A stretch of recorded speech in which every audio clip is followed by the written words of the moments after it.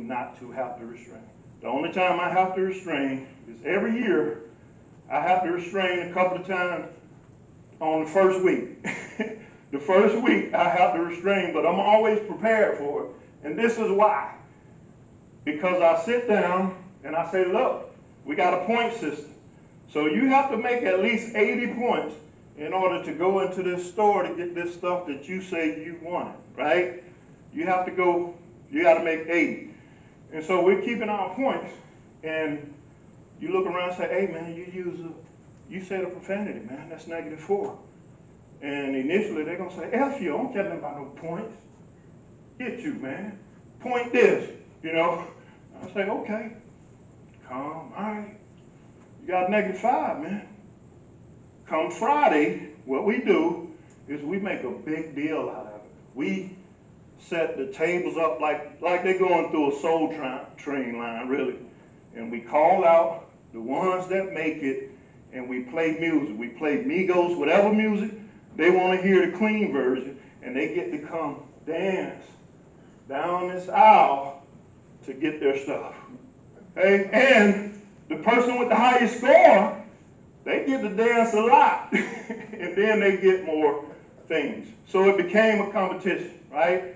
And so that's why I always had to restrain the first week, and I knew it, because I know he's sitting up there saying he don't care about the points now, but when we do this, he's going to be really upset. And not only that, when we get through doing that celebration, we have a room where we have put all of these games and, video games and everything. And those kids go do that, and he have to stay there and look at me.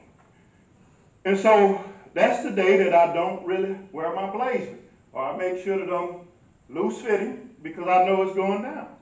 That's just the bottom line. And sure enough, when I call everybody else and don't call the other individual, you see a person back there huffing and puffing. And I just tell my parents, okay, y'all go take them to where they need to go. And then it's just me and him, and I'm explaining to him that he still has an opportunity next week to be where they are. And so usually it don't take but 1 or 2 times for me to have to do that, really. At least by the 3rd week, I have my students are earning the things that they say. So is this like an alternative school district? It's not alternative. It's the self-contained. We do self-contained in the general education now. We just have another classroom for it. It's kind of like autistic students. They have a classroom still in the same school. We can't separate them anymore. So this is a class. But the goal, though, is for those students to come out of my class and join the general setting. Okay, and that's what I was good at doing, getting them to where they can function in a regular setting. Okay? Too many teachers that operate in that classroom don't have the same passion I do. And so they're just there picking up a paycheck, and the kids stay there forever. And that's not really what it's designed to do. Okay? And so that's how I was able to do it for so long. But then all of a sudden, I guess it's a relapse or something, but I just didn't, it just didn't go well. And so that all came back to the point that my anxiety and my depression, that's what I suffer with. And again, it was in submission or whatever, dormant for a lot of years until that went in. And of course, there was other things that was happening too. Like I told Chuck that in 2013 we won a state title, the first one for boys basketball in Henry County. And that same year we bought our dream home. A lot of things happened good. And then in that same August, my wife was in a car accident that left her disabled. So she hasn't been able to work. So it was a lot of things that was boiling up that led to it. But the bottom line is, my symptoms came back And when I first was diagnosed with a mental health issue, it was something that I didn't really accept because, again, a lot of us come from families that don't really recognize mental health as a real thing.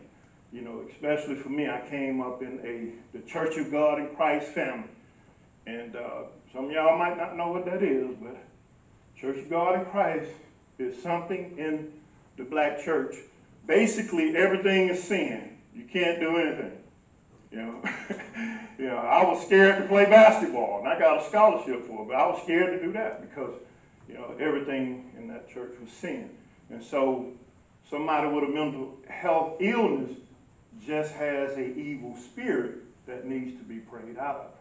You know, it's not like a real situation like cancer or something like that. It's something that demon possessed, and you just pray a lot, and it goes away. But even they know now that that's not the case. You know, even though they still, you know, keep some of those things going. So when I was first told that I had a mental health issue, you know, it was not something that I willingly accepted. Okay? Eventually I did, but it was not something that I willingly accepted. The impact of those dark days had on my family and those closest to me. And it's difficult. You know, I saw my wife go through hers when she all of a sudden, one day we on top of the world, next day she need help taking a shower. You know, she's on the walker now. She can't walk. But guess what? We will go to a sports bar in a minute with that walker, you know, because I don't want her to stop living and think that she can impact the lives of other people. That's why we're involved with numbing, because of her. But you can just imagine, though, she go from one day, you know, being pretty successful to the next day needing to depend on people. Always been dependent, you know, so those things, you know, those things really do take a toll. You know, I was driving a couple of times, I'm driving around and she tried to jump out of the car, you know, and I'm like, man, these things are, and she actually, a couple of years ago, she almost succeeded in killing herself. She cut her wrist all the way down. They say she just barely missed a major artery, and she took a lot of pain pills, so she overdosed. They had to give her the shot. I think you guys have the shot that can bring people back when they overdose. You know, if you do it, you get there in time. Yeah. So they had to do that, and she ended up in a mental health hospital. You know, so these are, you know, those are things that you have to go through. But, you know, because, you know, I love my wife, and I understand that, you know, it's just a simple fact of me trying to help her to learn that she still can impact the lives of other people, because that's the one thing that you have as a teacher.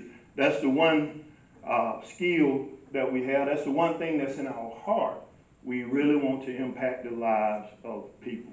That's the bottom line. Whenever you can't do that anymore, you know, it causes a lot of difficult situations. Okay? But she is doing better because she found numbing. And so my wife is doing the same thing. She go to places. We have one that's called In Our Own Voice, where we do it together, and people love it. You know, for some reason, they just love this 50-plus-year-old man and his wife sitting up there talking to them about their situation. Okay, so it had a great impact. And again, I had to accept that I had a mental health illness because I wanted to be better. The same skills, the same strategies that I try to import in people to help them reach their full potential, that's what I wanted. That's what kept me going as well, because I wanted to be better. And the stigma impacted my illness, and how the stigma impacted my illness and recovering. You know, I don't let those things bother me too much, but somebody like my wife, you know, she holds dear to what people say sometimes. You know, it's dangerous, you know, because you hear people use words like crazy, you know, and I've had to get on my daughters about saying stuff like that around my wife because it's a trigger. Yeah, it's really a trigger. I was talking to a lady in a mental hospital. Her son had to go to a mental hospital, Riverside, Riverwood, whatever it is. But she called me because she wanted me to come and talk to him. And so she was there as well. And we're sitting at the table, and she said, when he do those crazy things, and I'm like, oh, no, you didn't. And you could see him, he was getting to that level where he was getting ready to go Hulk on us.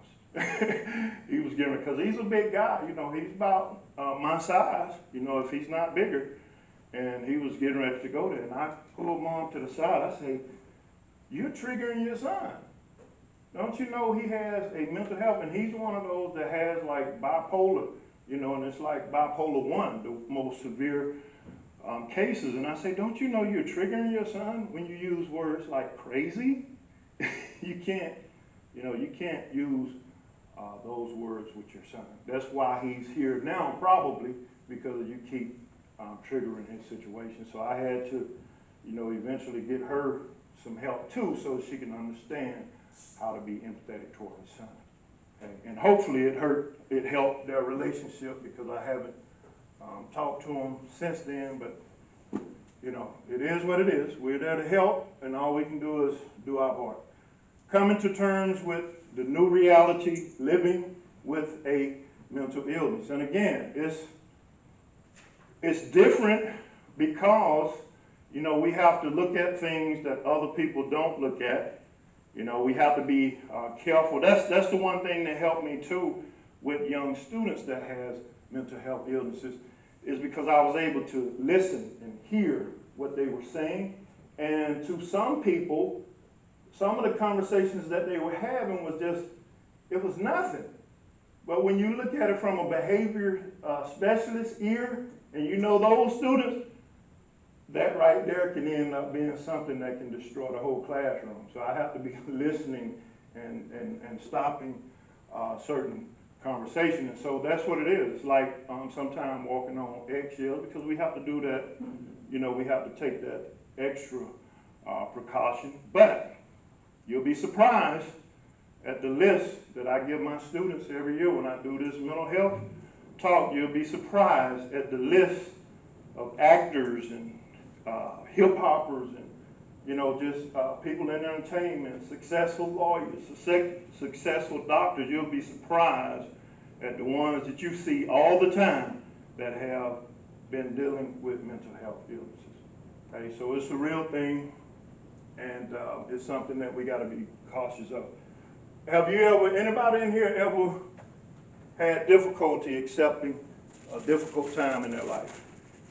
Anybody?